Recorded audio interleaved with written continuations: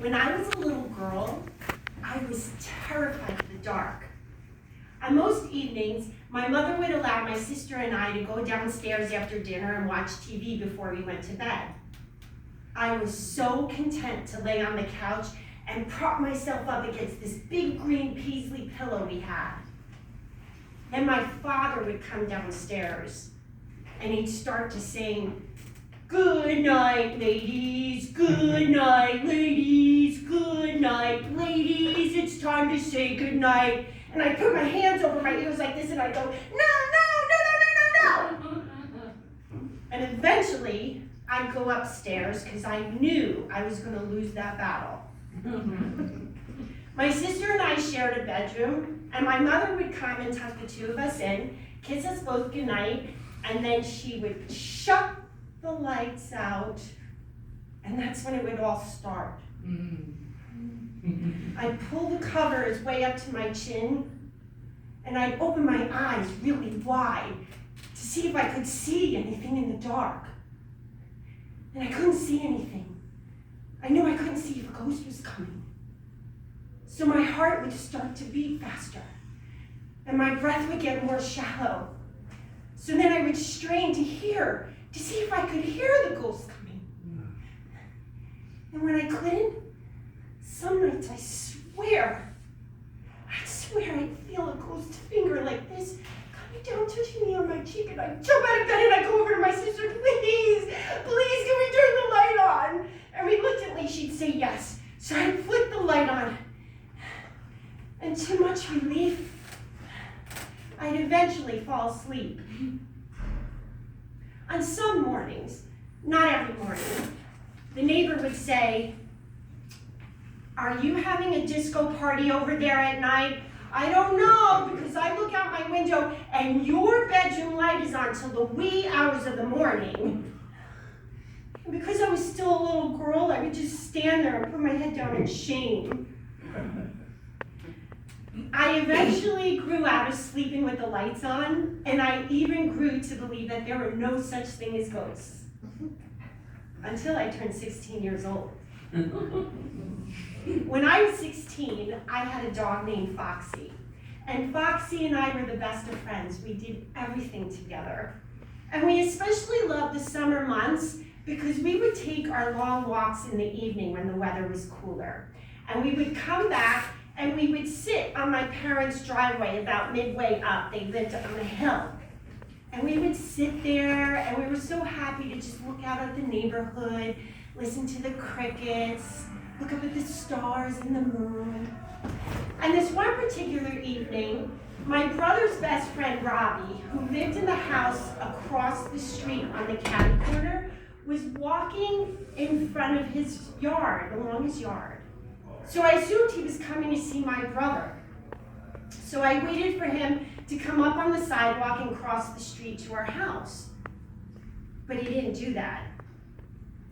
Instead, he continued to walk and cross into his next door neighbor's property, which took a severe drop into a ditch, then to a gully that led to a thicket of woods. So I strained a little harder to see, because I couldn't imagine why Robbie, or any other human being for that matter, would want to enter that thicket, or even could be able to enter into that thicket. So as I strained a little harder to see in the darkness, I noticed it wasn't Robbie. And instead, it was a man who had no hair here, and he had a thin strip of dark hair that came down the center of his head to the back of his neck. And I saw a band around his head, and I saw a white feather. And I saw a band around his right arm, and he had no shirt on, his chest was bare, and I saw a brown cloth in between his legs. So as I strained a little harder to see him enter into the thicket, he all of a sudden turned, stopped, and saw me looking at him. And our eyes locked, and my heart started racing faster, and my breath became shallow. And just as I was about to scream, he did something that I never saw anyone do before. In one swift movement, he brought his arms up above his head, clasped his hands, came down and squatted, and jetted those palms straight out at me as if he was shooting an arrow at me. And Foxy, she growled and she puffed the hair up on her back. And I said, Foxy, we gotta go. And I grabbed her and she kept looking back at him and I said, no, we gotta go. And I pulled her into the house and I shut the door and I shut the lights. And once again, I strained out. I said, I gotta see him again. Where did he go? He had to go this way. And I looked that way. Nothing. Nothing. The next morning, I asked my brother, I said, was Robbie supposed to come over here last night? And he said, no, he's camping up in Maine with his parents. I wouldn't dare tell anyone the story. If they didn't believe me when I was a little girl, they sure wouldn't believe me now. They would think I was crazy. The only one who believed me was Foxy. She saw him, but who was she going to tell? I eventually told my brother because I just couldn't contain it any longer. And he knew I was telling the truth, and he became fascinated by it. He would ask me all sorts of questions about it.